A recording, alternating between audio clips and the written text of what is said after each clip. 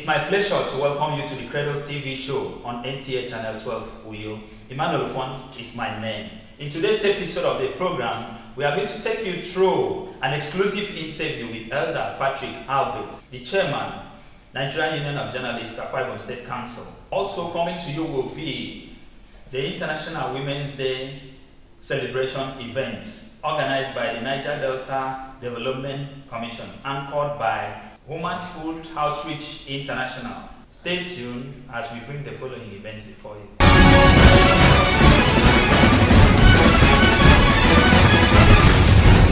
Your Excellency, finally, it is God's declaration through President Muhammadu Buhari that you should continue in your good work for Nigeria, resulting from your passion to join hands with him in taking the country to the next level, which is your preoccupation. Irrespective of unwarranted barbs, just like it is often said that the tree bearing the juiciest fruit attracts the most thorns. Your Excellency, it is an irrefutable fact that you are an enigmatic figure, a political colossus, and an engaging personality whose towering political trajectory influence straddles the polity as a reference point in terms of economic and socio-political sagacity, anchored in superlative performance in your numerous contributions to the advancement of the nation's due development projects. We thank our President for the honor done on us through your nomination for appointment as Minister of the Federal Republic of Nigeria. We have no doubt that you will deliver upon the mandate given to you in any ministry. Once again, congratulations. Otwekong Dr. Chris Akpan, Director General, Godswill Obot Akpabio Campaign Organization.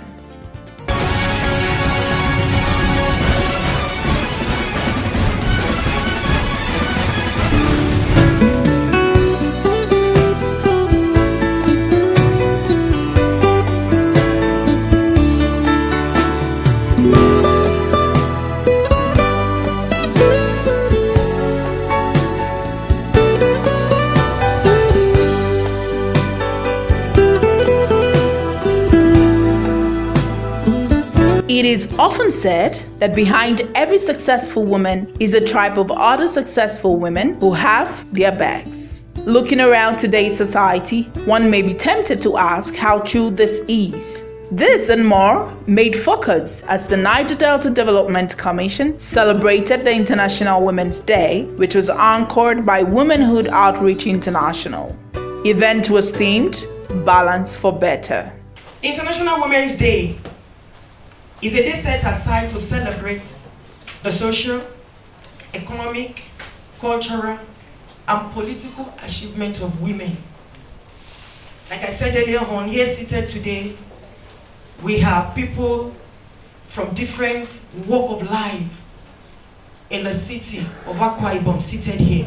Now, our theme of International Women's Day we're looking at is Balance for Better. Please let me say balance.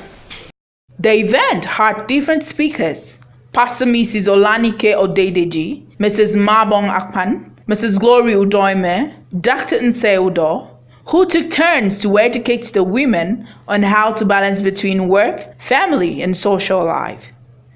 Tips on how to avoid both sexual and gender harassment were given. So we are looking at a gender balanced work life, balancing work life also with family. Work and family life balance is an important aspect of health, work, that we need to pay close attention to. Maintaining work balance helps reduce stress. I say it again. Maintaining work balance helps reduce stress. And as women, if we're going to live long, like as we've prayed, and enjoy the fruit of our labor for years, we need to balance our life, balance our work with our family life. Have time for ourselves, have time for our children, and then have time. We can't eradicate work. We want to be a family woman, not this age, not this 21st century. We have to go out to work. But despite that, and that is very much important, you can't also neglect the family life. It's an important aspect. There must be balance. Gender-based harassment could take any or more of these forms. Number one, offensive remarks that continue after the victim has requested that it should stop. The next one is gender derogatory nicknames. Like, they will look at you and say, Maefa, Okbogotima, demeaning or insulting conducts that conveys negative attitude about a particular gender or transgender person. People will be making insulting comments about you simply because you're a woman. Number four, inappropriate display of material that degrades a particular gender. They can put up some billboards or something that belittles the woman. Number five, insults or derogatory actions, insulting action. In an establishment, you know what I'm talking about. People are just there to just make life unbearable for you. The next thing here is avoid provocative, seductive, and rebellious dressing to your workplace is very important. They say the way you dress is the way you are dressed. Gender balance is a process of being fair to men and women. It requires equal enjoyment by women and men of socially valued goods. Listen very well. Socially valued what? Goods, resources, and reward. Where gender imbalance exists, it is generally women who are excluded or disadvantaged in relation to decision making and access to economic and social resources. So the overall objective of gender balance is a society in which men and women enjoy equal opportunities, rights, and obligations in all spheres of life. Not tokenism. Ministry of Women Affairs, woman leader, if I had a say, which I hope that I will have a say one day, I will pray that I will angle that they scrap women affairs so that they will think of something more serious. And if they refuse, I will insist that they have Ministry of Men Affairs so that we know that we are in for business. The Men Affairs is talking about men issue, we are talking. But that wasn't the essence of Women Affairs. So I want to urge us, most of us that are seated here, are you a young girl and you are slaying? When you collect 10,000-20,000 naira, you think of how to buy hair. That's your problem at the moment. You leave that place, you will look for another person. I remember you are making some women cry somewhere because most of these men are not taking care of their women at home. Pastor Sri Obasi once preached a message. He said, all these young girls sitting down here, if God were to show you a little of your future, that the things you are doing with married men, you will not do it. That a time will come, you will ask yourself, why did I do this? Because God has not shown you how your future was going to be. So we could slay and get 10,000, 5,000. And we continue like that even when we are married. Now they said married women are the cocoa. Married women, they said they will not talk, they have family, so they will protect their family. So, and I asked myself, why do that? Gender balance and equality was deeply dissected. Gender balance is a fundamental right which contributes to a healthy society filled with respectful relationships between one another. We are not fighting with the men, mind you. What did he say? We are not fighting. We are what? Partnering. Your hand at all times should be shaking them. We partner with them and get what we want. Gender imbalance should be nipped in the bud so that it does not become ingrained in our society and our behavior. A balance-driven society begins with women reclaiming their strong voice. Can you remember the 1929 Women's War? Even though they call a bar riot, it happened in Ikorabasi here. If they didn't have one voice, it wouldn't have worked. So women have every right to strive for what they want. It is a society that tells them differently. Aside from being educated on topical issues, the women enjoyed playlets, songs, and inspirational talks.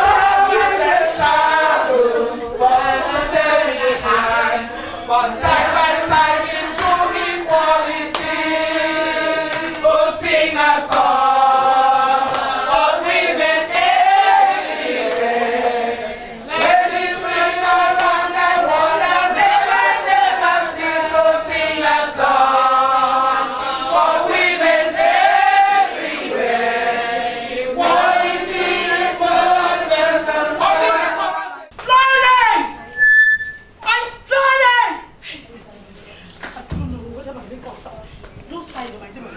Flo! See, my children are still sleeping. There's no time to cook for them. Just go across the road. There's a woman there. She's selling akara. Buy for them. You see, for my husband. I don't even know whether you can make it me for him. The children also said, I don't know whether they said there's an emergency lesson in the school. Don't let them have their siesta. I don't want to kill those children. Want to study from morning to church, spiritual. We have been going to church since 1966. Let them not go for this service today. I'm coming back, yeah? I wake up in the morning, say my short prayers. I have to plan the day, yes, because I have to plan the day. Organize for the children, okay? My husband, okay? Go to the office, if I can hit today's target, I can do better tomorrow, because I'm going to do it again after work. Alright? Okay. Service 6 p.m. Okay. It's okay. Like to say, don't do for tomorrow. The forthcoming International Women's Day, okay? That is fixed to be attended on Thursday. Then see the latest movie at the cinema, okay, with my friends at the weekend, okay. I think the week is well organized, so I should be able to achieve much more. That's why the father will get to the office before 7. Sometimes I will be there to 10:30, my God. Just a little demographic with our still giving me quick. Oh my God. My daughter is pregnant. How will I do this? Oh my God. My husband is running after me stressed. Hey, Jesus, what will I do? How is this my friend doing now? I can't just understand her. After we're in the same office. Oh my goodness, no. What should I do? Please can you just tell me what I should do? And then came the moment as expected, the questions and answers session. Pastor, I want you to really explain to me the kind what spirit God put in men. I don't know what is really wrong with men. I'm telling you. So tell me what God put in them.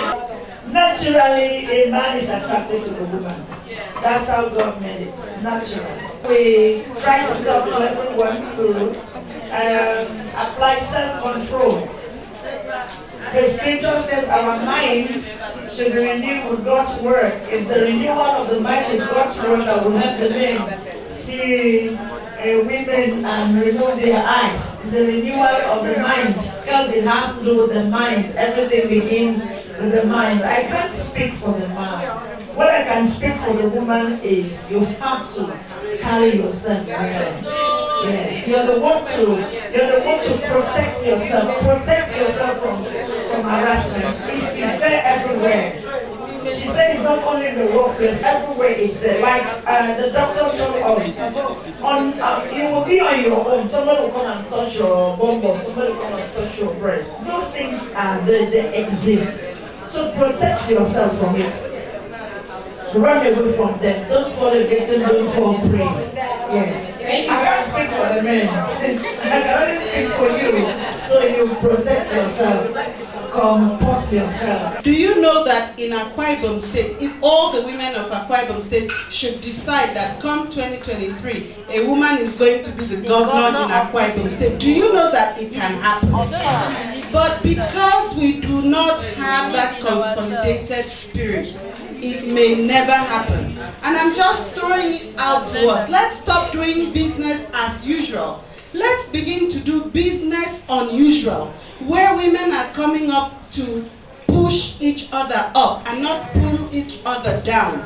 So let's begin to think of more women and not just the meager 5.9%. Let's begin to think of more women in positions of power, in positions of influence, in positions that can make decisions that will eventually benefit women. Right now, we're just working for the men, and that's the truth. We need to begin to work for the women.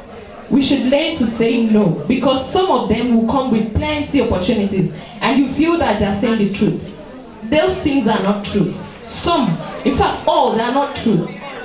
You don't give a man your body to get whatsoever thing they are giving to you. If a man wants to give you something, tell him to give you without sleeping with you. In my own opinion, when you mention money, me, I'll look at it, I say number one, we mint money on earth. And this money, you are not the owner. You didn't sleep with people to get the money as a man. So you don't have to put that as option for me. Were you sleeping with the money to get it so that you come and sleep with me to give it to me? So that is how I answer. But if you work, it's better I work. Show me the work, I will do it and get money. Because money by definition is means of exchange of goods and services. So I need to do the work or do business, then I get it. Not my body. My body is too divine. Like she has said, we should always look for something to tell these men.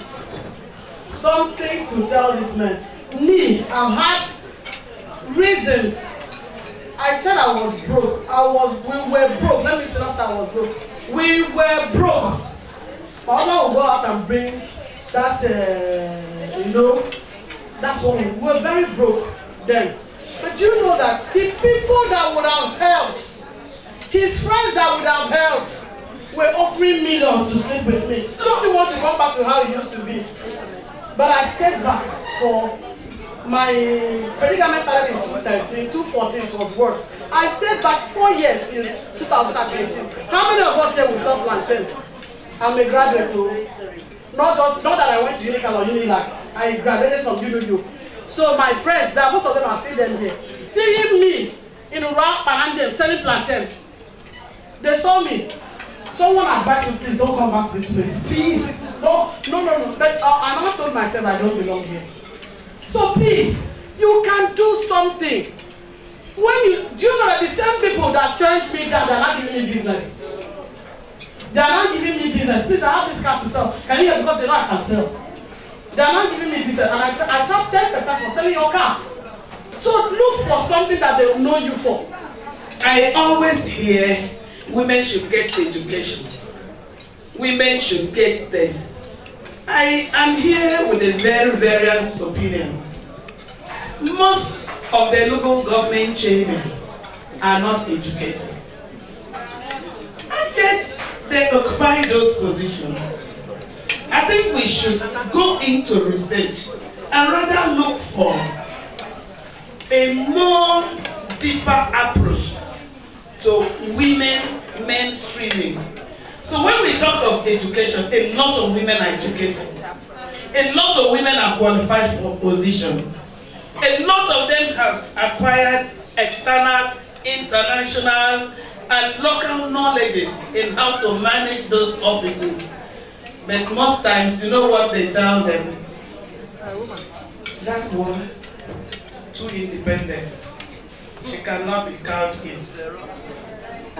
That one, too intelligent. No, she's a threat. So we can rather look at how we can work towards those comments they make. It's not about education. It's not about that women don't aspire. They do. For now, there's no political will to actualize all the things we are saying. We can finish, yes, as we are going to finish and go. We'll be back to square one. Another list will come out and it's going to be worse. We have to, yes, design things that will make us partner with the men to get what we want.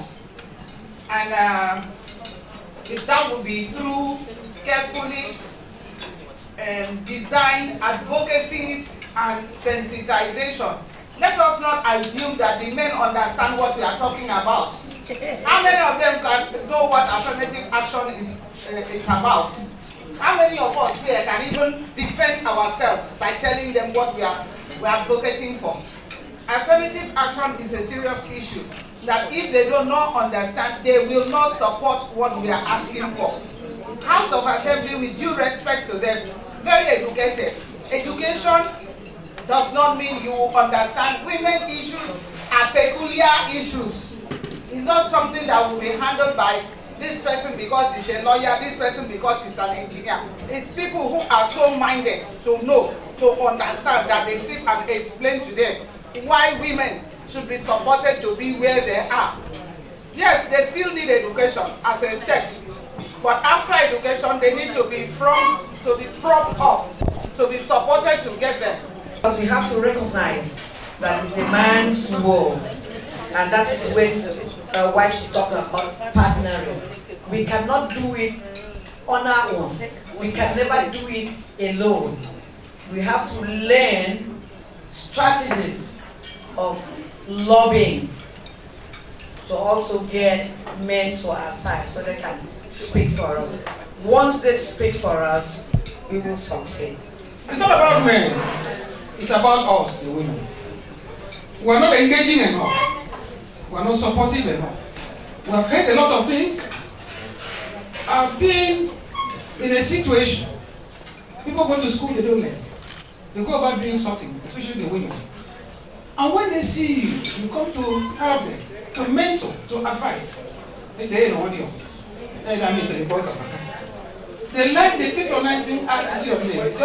Are used as ornamentals, especially at political forums, where there are campaigns. They use them as ornamentals. They will call for him.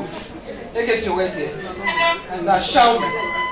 Are you engaging enough? Are you prepared to partner? Are you prepared to be a partner? Or you are just a spectator? If you are a spectator, even in marriage, even at work, even in politics, even in the church, you will be used as that. So I just want to advise our women to be more engaging, to position themselves, to participate, to have knowledge, deep knowledge of situations, and be able to partner so that the required outcome can be positive. Women were treated to a mind-blowing lunch as the founder of the Womenhood Outreach International, Pastor Mrs. Olanike Odedeji, gave a closing remark. I want to say a big thank you to everyone, to my host here. I now realize she's my host. I want to say a big thank you. As you're going back from here, make a decision to balance for better. Balance is for better. Balance is for productivity. Balance is for your well-being. Balance is for your fruitfulness. Balance is for your profiting. Balance is to give you a sound health. Balance is going to make you complete. Praise the name of the Lord. To every woman, womanhood is you and not someone else's definition of womanhood.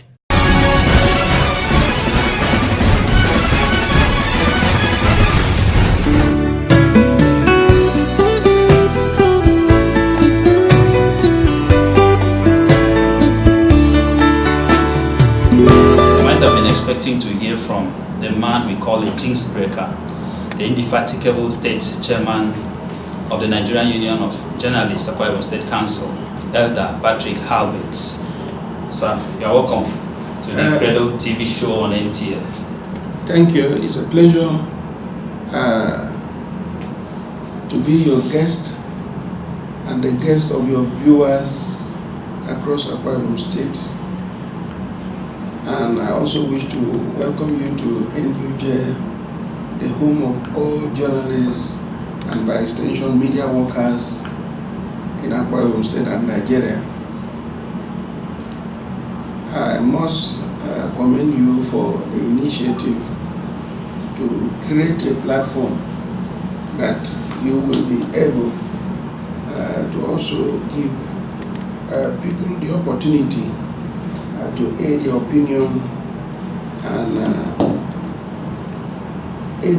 and make contributions to the development of the society.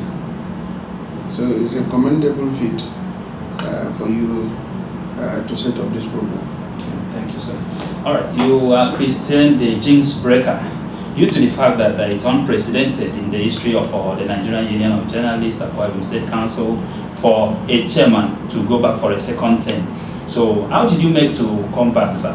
First of all, we give God all the glory. It's to pretend over the affairs of men. I remember very vividly when I came here on the 1st of August 2013.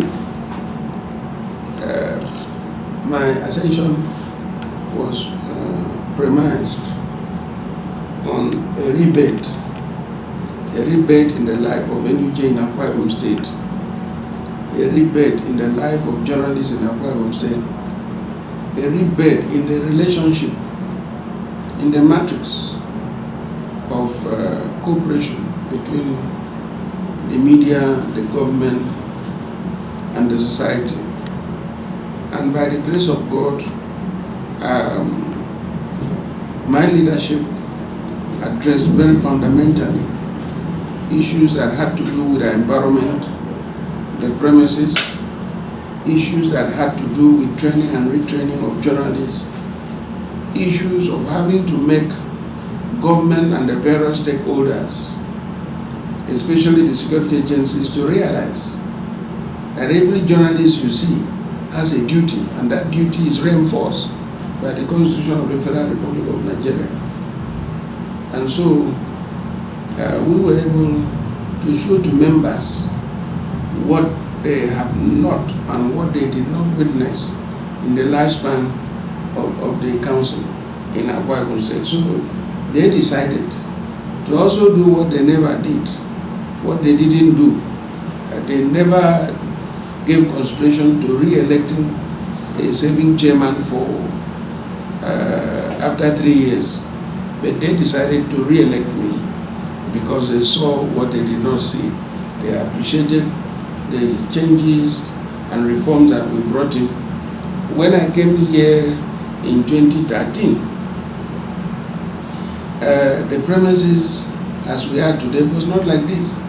I could remember that very unfortunately it was the frontage of NUJ that was considered for a refuse dump, a huge refuse dump, and you had to navigate your way through the refuse dump to come into NUJ premises. And also we had this land given to us by government 23 years before I came in, and the land, the borders were not exactly traced, and the premises also hosted the shrine, the traditional shrine of the Akafo people, and it was their masquerade shrine. So we were co-tenant with a shrine. It was not really good for us because the liberalism of journalism would not really take that into cognizance. And so our boundary, the premises of the union, was not determined as at the time I came. So I came, I determined the boundary, put up the fencing. The fencing, we were able to achieve it in less than 3 months. And then we built the clubhouse.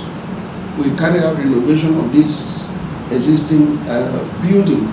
We had to change the wooden doors. Some were already falling off into what we have now. Even this office, I remember that my pastor who brought me here, a man of God, I invited to bless the office and bring me to commence work here. By the time we opened the wooden door, we had a red carpet here. Only God knows how old it was. And when the door was pushed to open, dust came, the whole place. So I said, well, that was what I saw at that time, but certainly not what I will live with. So we started an aggressive renovation, did the office the way you have seen. And when it was very obvious that no matter how I renovate this office, it will not actually serve the purpose of the new NUJ I had in mind, I had to go and lay the foundation for the building of the 2-story office complex. The NUJ chairman's office in the premises is quite big, accommodative of the aides of the chairman, and also offices for other officers, the secretary, the treasurer, and other officers of the state council. So in terms of infrastructure renaissance, we have been able to change the narrative. And then one nagging issue was how well were journalists respected in the conduct of their responsibility, duties. It was a little bit low. The security agencies, the government itself, the usual praise boy syndrome, the way we were always being seen. How do we change the narratives? I had to embark on a courtesy visit to institutions that had their direct bearing with security. I went to the SSS, I went to the police force. We made courtesy call around to redefine our relationship. And they also appreciated by also coming here. I have played host to a number of police commissioners who also came here to familiarize with us. I have also had the opportunity of hosting the sector commanders of road safety and some other paramilitary agencies in the state. So we've been able to raise the standard of the practice in the state. By the time I came in, we were having problems with some newspapers not having a traceable address. Some papers do not have traceable addresses. Some reporters were not seen and known. We are in a situation that guerrilla publishing was thriving in Akwa Ibom State.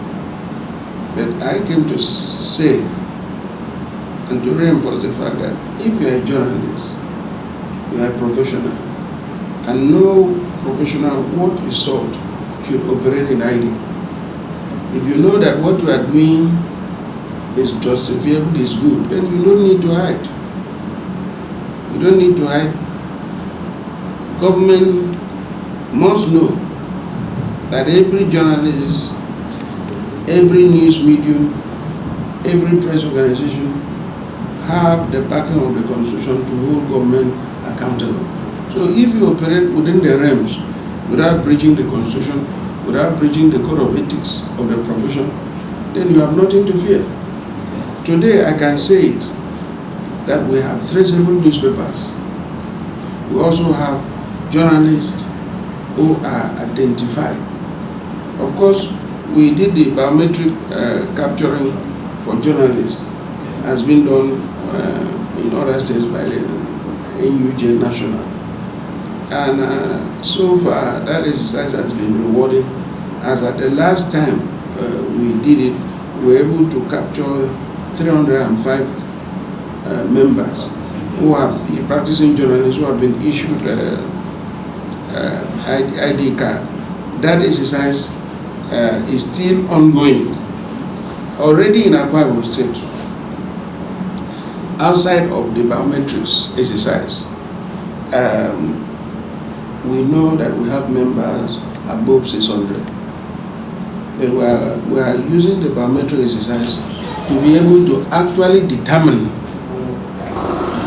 those who had a specified background to practice as a journalist.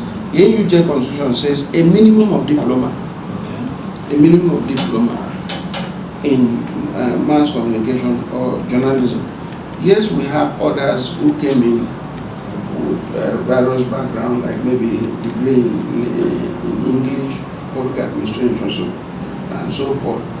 But we still want such persons to take advantage of the International Institute of Journalism that we have, UO campus that we have at the NUJ Press Center, being coordinated by very distinguished scholars from the University of Uyo, so that they will be inducted into the basics of journalism practice, the nitty-gritty. Okay. Because as a profession, there are approaches. That is, yes. So it is not just writing whatever you feel like writing.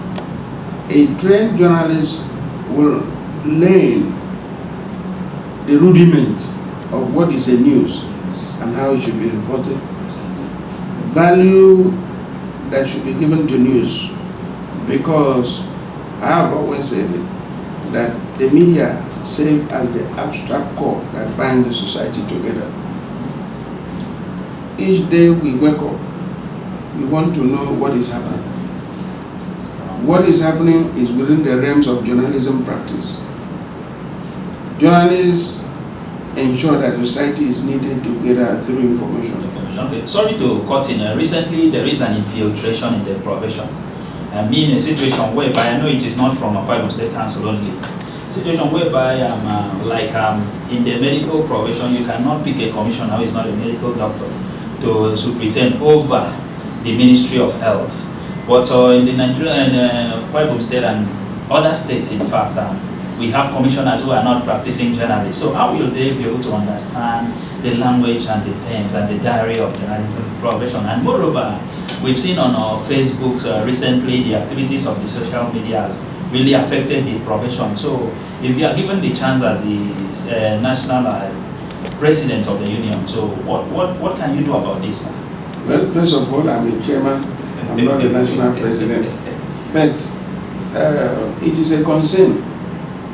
It is a concern within the NUJ, the professional bloc, that it will be more profitable for government and organs of government to appoint well-trained and certificated professionals, journalists, as media officers,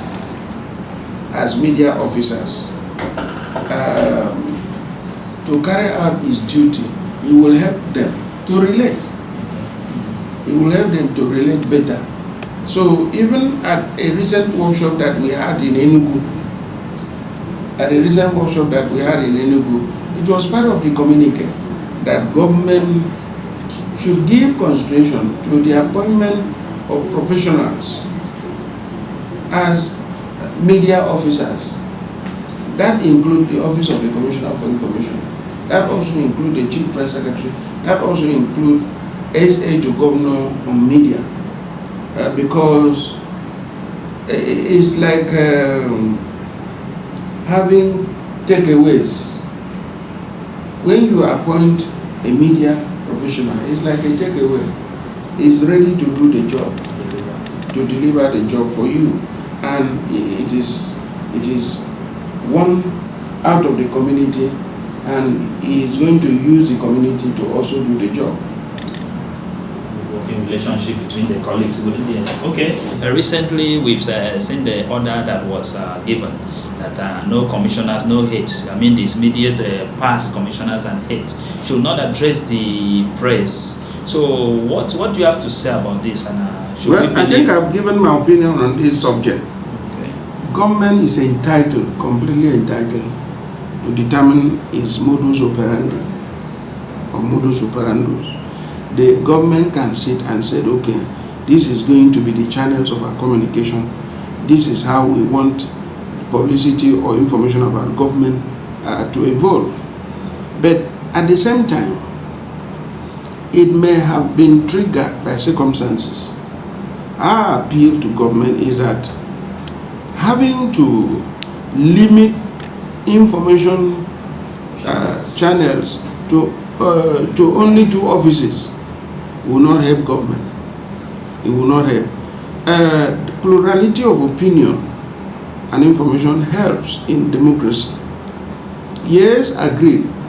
These offices, Ministry of Information, the Office of the Chief Press Secretary, as information collection centers, they may have been sufficiently fed with information. But on one-on-one interaction, you realized that the man who is in charge of agri may have some technical languages necessary and in-depth knowledge of the ministry. Because these informations going to these collection centers may not contain certain basic things which may come through interaction with the respective managers, in this case the commissioners, Ministry of Health, Agriculture, even Finance. There are certain basic information that must directly come from this personnel. So we continue to urge government to review it. Of course, under democracy, that is not expected. Having to, is more or less a censor. Is more or less a censor. Yes, but the basic traditional medium of reaching out to the public remains the information, Ministry of Information, and of course the Office of the Chief Press Secretary. But the scope should be widened for the benefit of government and the public. Thank you. I hope you have an impactful moment. Thank you for your audience, and we hope to hear from him soon. Thank you, sir. Thank you for having us with you. Thank you too, sir.